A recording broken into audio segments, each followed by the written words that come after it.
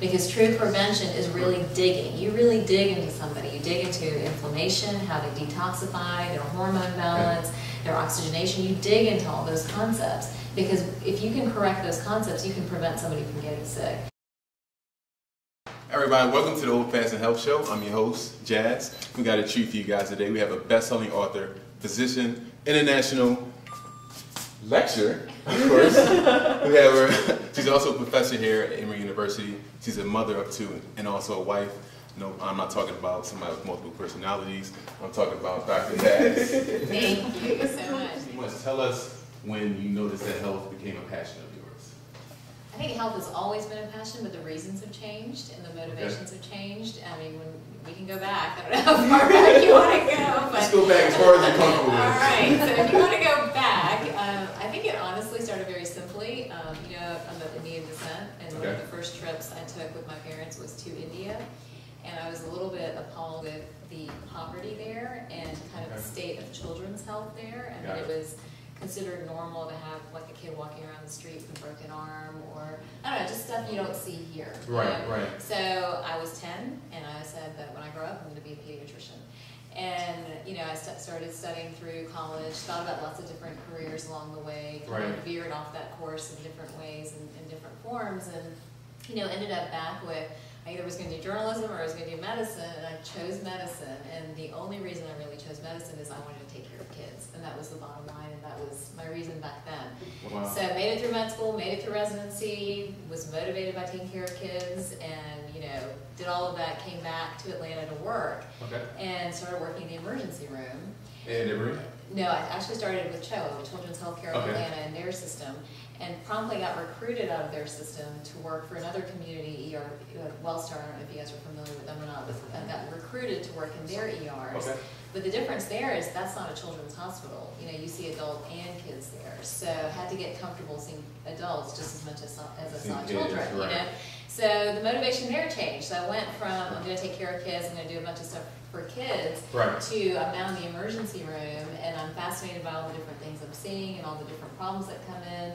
And as you work in the emergency room for a long period of time, you realize how kind of broken our healthcare system is. So that was part of the motivation. Exactly, because you see everybody. Kind of at the same time, my own health was taking the nosedive.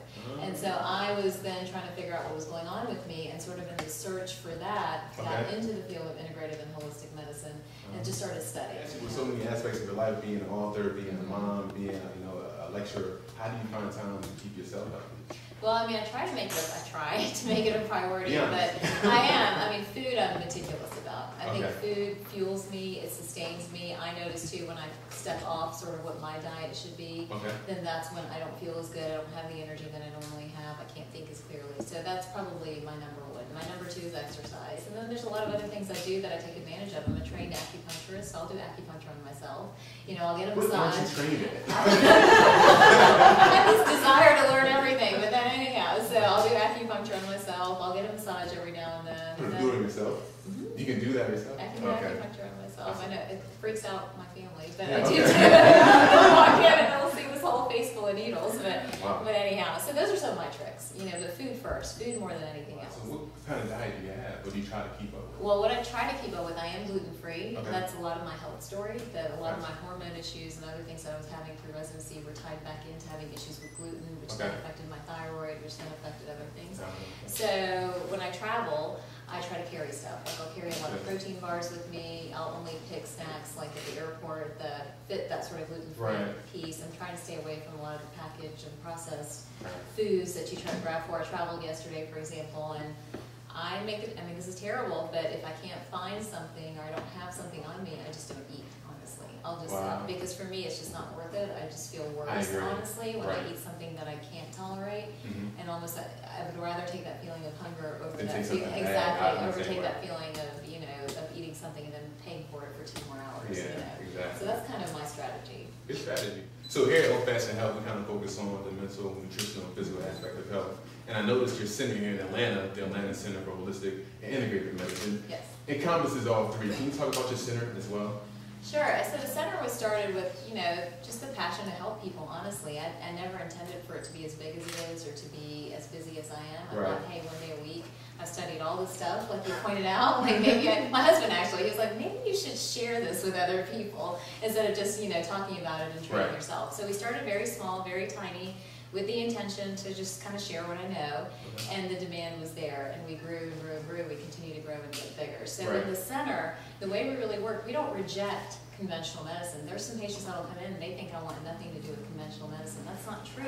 We don't reject it. It's just that we have sort of expanded the conversation to include all these different modalities, from Ayurvedic medicine, Chinese medicine, nutritional medicine, functional medicine, and really combining them and putting them all together and telling a patient, well, you have this, but before we get to a medication or a surgery or a procedure, there's all this other stuff to do. And if it doesn't work, and if it fails, then yes, we need to move on to conventional medicine. Exactly, you take those steps. Like Dr. Weil, who I trained with, his classic line was, when you're in an accident, you want to be in a level 3 trauma center with the best technology around you and the best surgeons, the best doctors. But when you are in a more preventive mode or you have a chronic illness, you want other stuff. You don't need medications and surgeries. You really want to know how to fix it. So the center takes that into account. It combines all these different modalities together. We have good representation from all the different aspects of medicine. And then what we do for every person that walks through the door, we really try to individualize their treatment. So for you, acupuncture may be helpful, but for somebody else, it's not a good fit. They need to focus more on food or on their hormones or something else. So it's really specified for that person. What kind of other services and programs do you offer? Because I was on your website today and yesterday, and I saw a lot of things that you offered. We have a lot going on, and we hope to offer more, honestly. But the core, if we took everything away, the core is that doctor-patient relationship. That's the core. That interaction, that relationship, that visit determines the tone of everything else that happens afterwards. So it's the medical services that I think are at the root of the center. And then after that, we offer stuff. We offer acupuncture, we offer nutrition counseling. We have an Ayurvedic person there who does marma therapy as well. We bring in from the outside people to do thermograms or carotid ultrasound. You got a one-stop shop. We're trying to create that is our goal, to create a one-stop shop, to create a medical home. How many other health professionals do you have working at the center? Well, what a great question, as we're in the midst of growth. So up until about a year ago, it was just me. But we have been kind of in active recruitment mode. So we have just, we have 2 doctors that have just joined the practice that we're super excited about. And then we have a wonderful nurse practitioner who is just a go-getter, and I think it breathes a lot of fresh air into the practice as well. And then as soon as we kind of get that model set and ready to go, then we're ready to get bigger and hire more people, because there's so many good docs out there who are passionate about integrative medicine and passionate about helping people get better by just expanding that tool. A lot of good information on your blog. So what can you tell the people, what can I expect to find on your blog?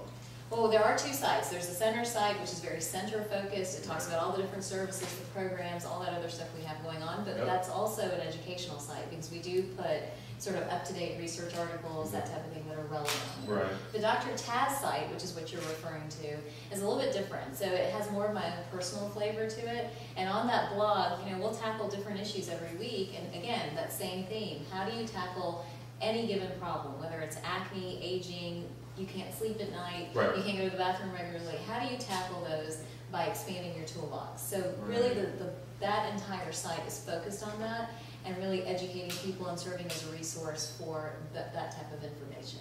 So on that website, you put together a newsletter. Yes. How often do you put that newsletter together? It's every other week. There's good information on it. There's a lot of great information on it. I've got a great helper with that too. I have to give some credit to, but it is every other week, and we try to put that together. And again, it's just another tool to kind of get the word out there, to talk about, at the end of the day, why are we doing this? I always sit back too and try to look at this, like, why are we doing this? Why are we spinning our wheels? Why are we, putting this much effort? I hate to say this, but at the end of the day, I think that we're trying to be a resource for people in this country who are struggling with their health, and we're trying to change medicine. And I know that sounds ambitious, but it's got to start somewhere.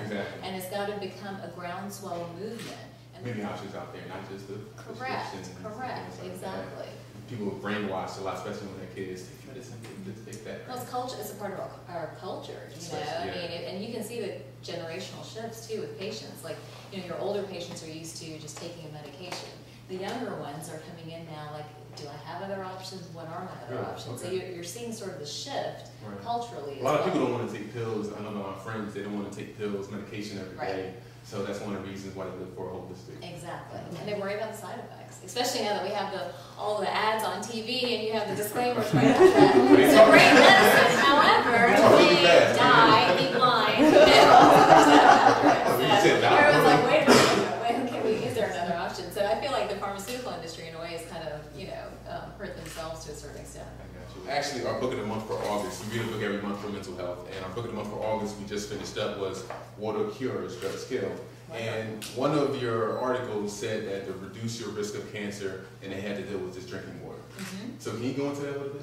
Well, I think the bottom line with cancer, when I talk to patients about cancer and they come to me worried about cancer and they've been newly diagnosed with cancer, there are a couple of main concepts that get people in trouble. One of them is being very acidic, having sort of an acidic body, and having a body very low in oxygen. I'm not just talking about oxygen that you breathe, but even at a cellular level, the oxygen content is low. And the reason for that is often a poor diet, contaminated water, because the water currently that we're all drinking is more acidic, it's not alkaline.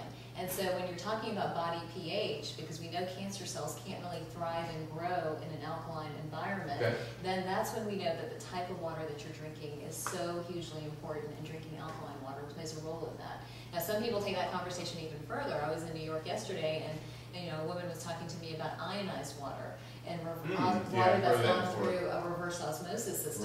So the more we learn about how these things kind of at a molecular level really affect us, then we will all start to change what we're doing. But for right now, the most I could say is, if your water is more alkaline, it is helpful. It is one of the factors in keeping your body pH where it needs to be to prevent cancer. So if I go into the store, how do I know what kind of water, what's the best water for me to get? Obviously not tap water.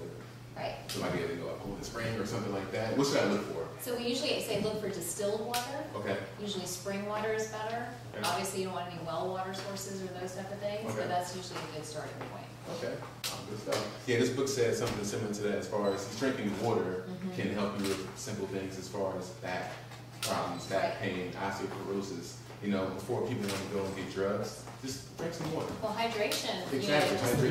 Again, it's that stress connection where you get to the mind-body piece. Like a lot of us, when we're stressed, you can go an entire day without drinking a sip of water. And then that's the muscle cramping, urinary tract infections for women, headaches for young kids. I mean, it's all of that. So I agree. I'm always thinking about it kind of, what's the one thing that I would focus on? The bottom line for me is when you drink water that's contaminated, I worry about the cancer piece, so so that's another part of the story. So all water is not created equally? All water is not equal. Believe it or not. So I want to give you something that's very, dear to your heart right now at this moment. You have a new book coming out. Yes, I do. You have it coming out September 23rd? September 23rd is the 21-day belly fix. We are super excited about it. We are hoping that everyone will pick up a copy and give it to somebody that they really love and care about and change their health. It's changed my husband's health, and for one reason, if nothing else happens with the book, it changed his health. So I consider it a success. That's a success right there. That's right.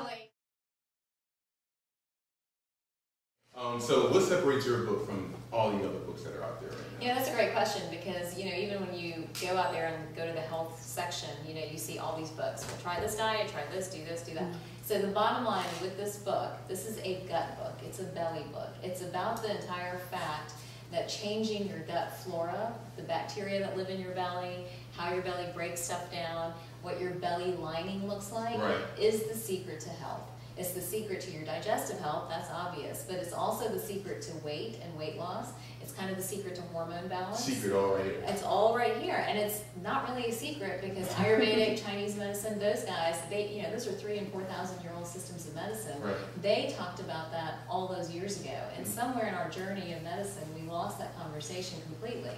So it's a gut book. Focused on shifting health. Kind of our motto is you have to fix your belly to find your health. You can, again, even from a holistic standpoint, I can give you a supplement for your headache, I can give you a supplement for your back pain, but if all of that's coming from your gut, I'm doing the exact same thing that's been done in conventional medicine, where you get a medication for this and you get a medication for that, you don't get to the root of the issue. And the root for many people, 9 times out of 10, is in their belly. Wow. Can this book pretty much give a good person a starting point to a long-term health? Yes, that's exactly what it can do. If you are lost, because what you'll see in the news is that every week there's a new study. You know, gut health is linked to this, gut health is linked to that, but you don't know what to do with it. Again, you know, I was talking to people yesterday and they were telling me, yeah, I like all those, you know, healthy gut foods, but I don't know what to do with them. I don't know how to prepare them. I don't know how to make them. Like, what do you do with kefir, for God's sake? You know. So anyhow, so there's a lot of confusion. You know, for those of us that are educated and we live and breathe this stuff, it's easy for us. But for everybody else, it's like a big, you know, black hole. They don't know what to do. So in the book, there's a well-defined plan that walks everybody through steps, and those steps are all thought out. There's a reason for every step in the plan to help them reset their gut health. So the first few days of the plan are all about cleaning stuff out. The next few days are about sort of eliminating some of the toxic foods and kind of building flora or building bacteria and kind of getting all of that balance. So building the system back up. Building that system back up and building it back up in the right way. And then the last kind of week or so is about bringing in some foods that we consider as potential allergens and seeing how your body does with that. So it's a quick test for you. Do you tolerate gluten? Do you tolerate dairy? Do you tolerate corn? Without having to do all the testing and things that we normally have to do for that. Oh, so you can do it all yourself. You can do it all yourself through the book. And then the book really makes an attempt to incorporate remedies from Ayurvedic medicine, Chinese medicine. So we use their recipes, we use their secrets in this plan, hoping to really reset gut health. And the stories are amazing. We've had some testers and they've done really, really well. And I'm so encouraged by them. You know, they've kind of given me the motivation in this team, like, oh my gosh, this story really needs to be told, you know? So I'm super excited about it. And so you had a previous bestseller before this. Correct. Called What Do Doctors Eat? Right. So where did that come from, and what do doctors eat? Well, so, you know, a lot of times when I go around and speaking about health and nutrition, a lot of people will tell me, well, yeah, well, my doctor, you know, kind of slept into the exam room, you know, overweight with a cup of coffee in her hand. You know, you can see the donut wrapper in her office. You know, doctors don't know how to eat. They don't know nothing. They know nothing about nutrition.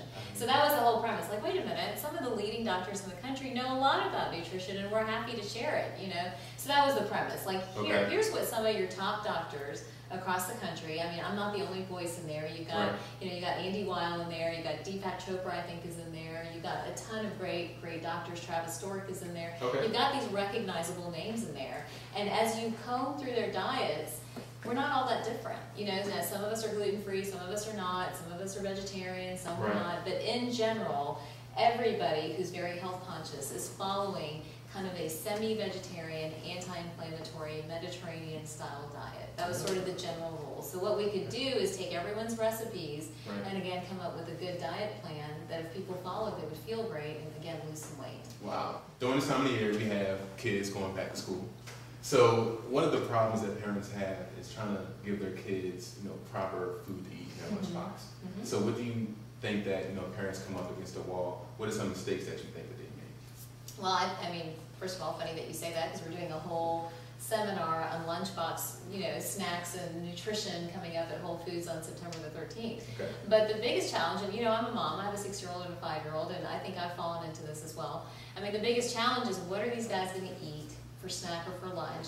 You know, so many times I've packed these beautiful snacks and lunches and everything would come right back and you're like, oh my gosh, I spent an hour on this for nothing. So, you know, there's trying to please these little guys, but then there's also there's also the attempt of being nutritious. And then, you know, most kids are nut free, so most schools have outlawed nuts. So one of your great protein sources is automatically off the table. So I think for moms, you know, kind of my general rule is have one fruit, something crunchy, you know, and then maybe something soft and chewy, and that kind of encompasses everything. But then pick foods within those textures that you think your kids will like that are healthy. So for the crunchy snacks, they could do things like nut thins, you know, which my children love, and they'll, you know, have, you know, periodically throughout the week. We do a lot of protein bars. I'll send those to hold their energy stable, you know, as the day goes on, because sometimes they don't make it to lunch or they have after-school activities. So again, it's trying to be, you know, looking at protein content, looking at sugar, you know, looking at texture. I think texture is huge for kids, and we always forget to talk about it. But a kid or a child will not eat something if they think the texture is not quite what they want it to be. Just the texture, not the taste. Not the taste. They're more kind of turned off by the texture of things. So that's why I'm always like, well, let's do something crunchy, and then we'll do something soft, and then we'll make sure we have at least one fruit in here, and then we'll add up the total sugar grams to make sure we don't exceed this amount of sugar in their lunch or their snack. So that's kind of my goal, you know, and that's what we're trying to teach people to do as well. So what do you think some foods that are masquerading as healthy snacks that are absolutely? I mean, I have personally, I know like fruit snacks are not Fruits, all of that, you know, which we call them, probably, you know, masqueraders. I would say masqueraders. Yeah, masqueraders of healthy foods. I mean, the fruit snacks, the yogurts with 20 grams of sugar in them, you know, so, I mean, I'm sitting there looking at this going, okay, this has 20 grams of sugar, you're done, you know, mom's guideline, you're pretty much done. Exactly, we usually say around 30 grams, try not to go over that. You do that one yogurt for them, which is healthy, and then they're done. Some of the protein bars you have to be careful about. Exactly. There's a ton of additives in them, so I'm very particular about which ones I use and which ones. So there are tons. I mean, I think it's hard as a consumer to sort of sort through that information. You almost have to become kind of an expert at label reading and, you know, make sure you're doing your math at every meal and every snack to make sure they're getting what they need. Do you find it hard to teach your own kids to eat healthy? Absolutely. It's always a challenge because I have my ideas and my values, and then they have their friends, you know, and their nannies, and, you know, other caregivers, I mean, their grandmothers. Let's not forget the grandmothers. I don't know how many times, you know, they've gone to, you know, one of our mom's house and, oh, you know, no gluten in that. No, there's no gluten. I'm like, it says wheat, you know. So, but anyhow, so yes, it's very hard to get everybody on board, to get everybody on the same page. But the key I've learned is you've got to educate the kids. If you can help them make that connection between I ate sugar, I feel horrible, or I ate gluten, my stomach is hurting, then they self-regulate. So my son, for example, he will say like, Mom, does that have gluten in it? I'm like, it does, sweetie. Do you? How old is your son? He's 5. He's saying, He's saying that. He will ask me, Mommy, does that have gluten in it? I'm like, yes, it does. He's like, nah, it's okay, I don't want it. Wow. So he'll turn down the cupcakes at a birthday party, you know, that type of thing. Okay. Same thing with my daughter. Mom, this is my 2nd serving of sugar today. Is this okay? Oh, I'm like, good. Yeah, so I taught them to do, like, we had this whole game that we used to play. We've gotten out of the habit. Actually, I need to bring it back. But it was called Sugar Dollars. And they would get, like, you know, a certain number of sugar dollars that they could use every day. Right. They could either save them for the end of the week, and at the end of the week they can get like one big treat that they really wanted all week long, or they could use them all week long. So, for example, what do they do most of the time? Most of the time they use them on the same day. Okay. Saving is still not in our vernacular right now, but anyhow, so like they would, like 2 cookies would be a sugar dollar. So that was their quota for the day, then they're done, you know. So it was interesting, you know, to kind of play some of these games with them and educate them. That's the key. Use whatever you can to educate them. Games, you know, working in a garden, cooking. They help me a lot at home with cooking, and so, you know, tasting healthy food and knowing the difference, all of those things help in trying to change their palate and help them to make healthy choices. So I want to take a break right here for any questions in the audience that you had for Dr. Taz. I know you have some. For someone who's totally uneducated when it comes to eating healthy, and you do get bombarded with all this stuff that's saying this is good, this is not, blah, blah, blah, in particular gluten-free, which I didn't recommend it to start. How do you, what's the first thing to look for? What is the major things you need to look for in terms of just starting? Just starting? So are you talking about gluten in particular, or just anytime I hand out? Gluten in particular, but you can expand if you want. So gluten kind of, you have to learn the gluten grains. The easiest way to start by being gluten-free is just get rid of all sort of your carbohydrate foods. Really, that's the easiest way to start. So you really go to a plant-based diet where most of your carbohydrates are coming from plant-based foods, from vegetables, from fruits. You do small servings of protein, and then your carbohydrate load is almost like dessert, you know. And then when you pick that carbohydrate load, trying to figure out what grain it's coming from. So the gluten grains, remember, are going to be wheat, spelt, rye, barley, and oat. It's usually those 5. So you want to pick things that don't have those particular grains in them. Now, the advantage of today versus 10 years ago even is that there's so many gluten-free options, right? I think restaurants have them. You know, everywhere you go, there are gluten-free options. The danger of that, though, is a lot of those gluten-free options, whether it's gluten-free pizza or donuts or whatever it is, are loaded with sugar and fat, so you have to be a little bit careful. And they're loaded also with lower quality flours. So just because you switch out your pizza crust for a gluten-free pizza crust still does not mean you're being healthy. You know, it just means that, hey, every now and then you can have pizza instead of completely depriving yourself. So you have to be careful. So the healthiest gluten-free person is typically on a very plant-based diet, a few complex carbs, and then some protein to kind of nourish and balance insulin throughout the day. You know what a great place for you to start would be to look at some of the paleo literature, some of the paleo books out there, because they are basically gluten-free, but they incorporate, the only problem with them is it's a lot of meat, which some people don't tolerate real well, but they do really work hard on eliminating that carb load and focusing on plant-based foods, protein, and equal amounts throughout the day. A question about you said the alkalized water. that's better for you. Because I know when you drink water or anything like that, inside your stomach the pH is about 1 to 2, and that's more acidic. Correct. So I know there's we have buffers in there that keep it at that pH. So I'm kind of confused on how the water being alkaline is better for you, because no matter what, it's going to be buffered to that pH between 1 and 2. So that's where your stomach acid is in that acidic range between 1 and 2, but your body pH should not be that low. Okay, your body should be more alkaline. So stomach acid is there for a reason, to break down food, to balance digestion, to do all that stuff. But it should still maintain an alkaline pH overall. Okay, so every time you test your saliva or every time you test your urine, hopefully you would be in the right range, you know. What alkaline water will do is help to reset that pH balance. So no matter what you drink, you're correct. Your stomach acid is always going to be acidic. You're not trying to correct stomach acid by drinking alkaline water. You're trying to correct body pH so that the whole thing balances out. So a lot of things that we do today make our body pH very acidic. For example, coffee, sugar, sodas, stress, all of that shifts the body towards a more acidic state. That's what you're trying to move that balance away from. Okay. Have a follow-up question? Yes, absolutely. So I know, I understand that, because I know once it, at a certain pH, it does pass through to the small intestines, where it's a pH of about 6 to 7. Correct. And I know most of the water absorption happens in the colon, the large intestine. I'm just kind of having trouble, since there's no absorption of water, I'm guessing in the stomach, it happens in the small intestines and in the colon, where it's at that alkalized pH already. But it's not. That's where you're missing the link. So not for everybody. With the way our current diets are, and with the way we currently live, when you transition, from the stomach to the small intestine, you're supposed to be at an alkaline pH. The majority of people are not. And one of the biggest gut health issues that we've come across, which we talk about in the book, is SIBO, or small intestinal bacterial overgrowth, where because of the bacterial environment there, people are shifting now there. They're acidic there, they're acidic when they get to the colon, they're acidic all the way through. So it's more of the gut flora that's changing the pH, and not really the gastrin or CCK or anything like that that's using. Correct. Well, gut flora is key, and that's what this book talks about. So things like alkaline water, changing your diet, all of that stuff helps. Those are all factors in helping that whole balance, because again, what happens when you drop your pH, even in the small intestine? You encourage an environment of bacterial overgrowth. So that's where all of these factors start to play together. So you're correct in theory. In theory, what's supposed to happen, you're acidic in the stomach, you slowly become more alkaline as you transition through.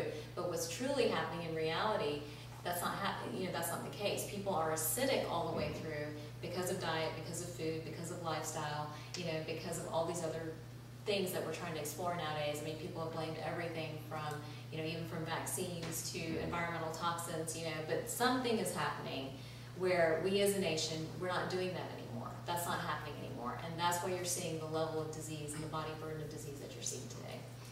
Does that make sense? Yeah. I'm glad that you're addressing the gut, because my daughter was diagnosed with irritable bowel syndrome. How does that play a part in what you're addressing in the book? We talk so much about irritable bowel or IBS in the book. We talk a ton about it because I feel like it's a big struggle for so many people, and they don't really understand why it's happening, what are the reasons, what are all the different factors involved. Now remember, IBS is, again, we call it a diagnosis of exclusion in medicine, where you want to rule out all the scary stuff first before you're going to tell somebody that they've got IBS. At the end of the day, though, when we look at IBS, conventionally we don't have a good answer. We don't have, it's everything from stress, it's everything from, maybe you're not emptying completely, or you have an emptying issue, or you lack digestive enzymes. I mean, there are all these different explanations for it. But for the patient, it doesn't really give them a whole lot of relief. So in the book, what we do, again, IBS connects back up to that theory of gut flora and balancing it. That theory of gut flora, though, is then in turn connected to the foods you're eating. So a lot of times there's a food that triggers IBS, that you don't digest it well, it alters the flora, it alters the pH.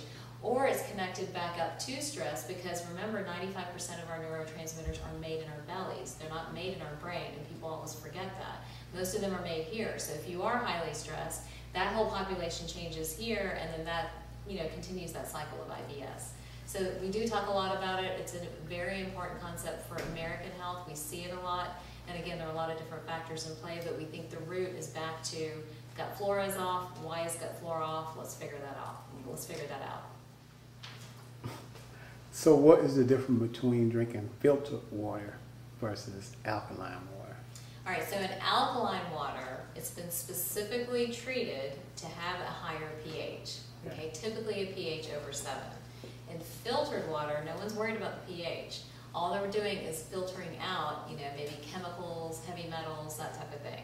All right, so it depends on the filter that you get and what that filter claims to do, but that's the difference.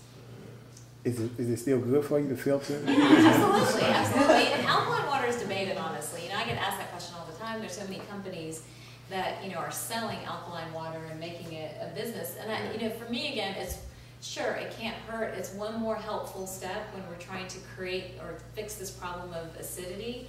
Is it going to solve the problem? I'm not 100% convinced. You know, it may help, it should help, but I don't think it's going to solve it. What's going to solve it is fixing your gut health. It's fixing that transition he was talking about as you go from stomach to small intestine to large intestine, and making sure all the players there are doing what they're supposed to be doing.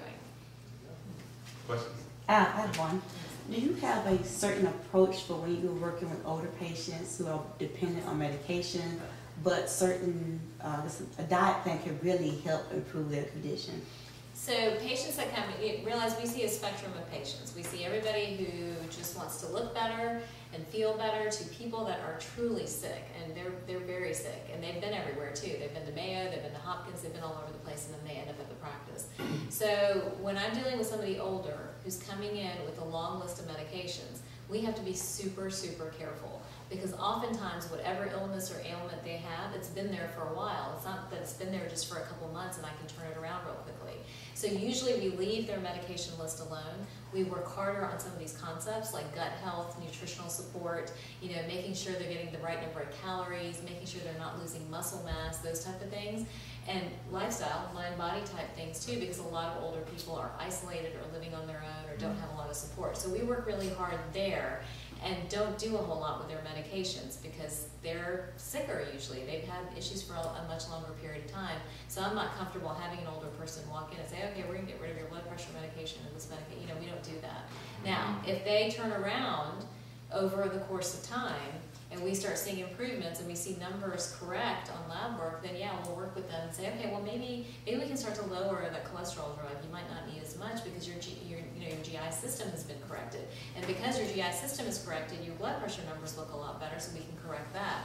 And then the other thing that's happened so many times to me is my thyroid patients that are older, you know, as they get on the right plan, we will find that they suddenly become hyperthyroid because that thyroid dose is too much for them now, so we start to lower that. So that's the way we'll work with them, but it's slow, it's deliberate, it's well thought out, it's not done like, oh, you know, all medications are bad, you need to come off all this stuff. We never do that. Thank you. So before we end, I want to ask you, what is one or two main things that people get confused about health that you wish people knew more of? Or I don't think people understand still how powerful food is. You know, how food really is your medicine, how every choice you make in terms of what you eat determines your health. I don't think they still get how powerfully strong that is. And I think if they did, then you would question every time you sat down to eat, every time you had a snack. I think that's the first thing that I see over and over again. I also think that people are still not proactive enough about their health. I think people still come to the doctor when they're sick. They don't go to the doctor when they're well. And I think we need to change that mindset. And, you know, we see the language for it with Obamacare and things like that, or the Affordable Care Act. I think that's the more appropriate. But we see the language for it. However, it's still not, to me, true prevention, because true prevention is really digging. You really dig into somebody. You dig into inflammation, how to detoxify, their hormone balance, their oxygenation. You dig into all those concepts. Because if you can correct those concepts, you can prevent somebody from getting sick. So I think it's those two areas that I feel like people still don't have a good handle on. Food being your medicine, and prevention is more than just colonoscopies and cholesterol and, you know, pap smears and all that other good stuff. Oh, I want to thank you so much for being on the show. Quickly tell the people, what's your schedule like in the next couple of weeks? Where can we find you? My schedule in the next few weeks, you know, I just take it day by day. I'm not really sure where I am. You're not sure where you're going to be? No, I mean, it's a little hectic, but I'm here, you know, obviously I'm in the practice, and I'm there, you know, that's where I spend the majority of my time still. We do have a lot of media and travel coming up, you know, this month and even next month. We have a big tour in Canada where we're talking about gut health again. So there's a lot Nice. going on. So I'm all over the place, but still very firmly rooted in Atlanta and rooted in the practice. And you can find you at drtaz.com as well. Correct. And what is the Atlanta Center? It's the Atlanta Center for Holistic and Integrative Medicine. The website is atlantaholisticmedicine.com. Awesome, awesome. Before we leave, I want to give you a present. So our last show we had, I think I talked to you about this earlier, the Marchetti brand of olive oils. Yes. We did a show on these olive oils and balsamic vinegars come straight from Italy. It is the real deal. A lot of olive oils we get in the stores are pretty much fake olive oils, extra virgin olive oils. This comes straight from Italy. They have pasta, olive oil, and balsamic vinegar, and it's called Marchetti. So I want to give this to you. Oh, thank Yeah. you. Wonderful. I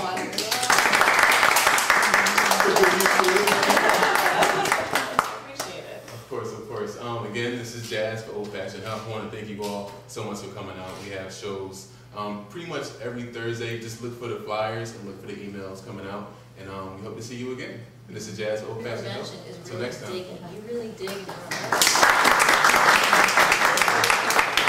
balance, their oxygenation. You dig into all those concepts because if you can correct those concepts, you can prevent somebody from getting sick.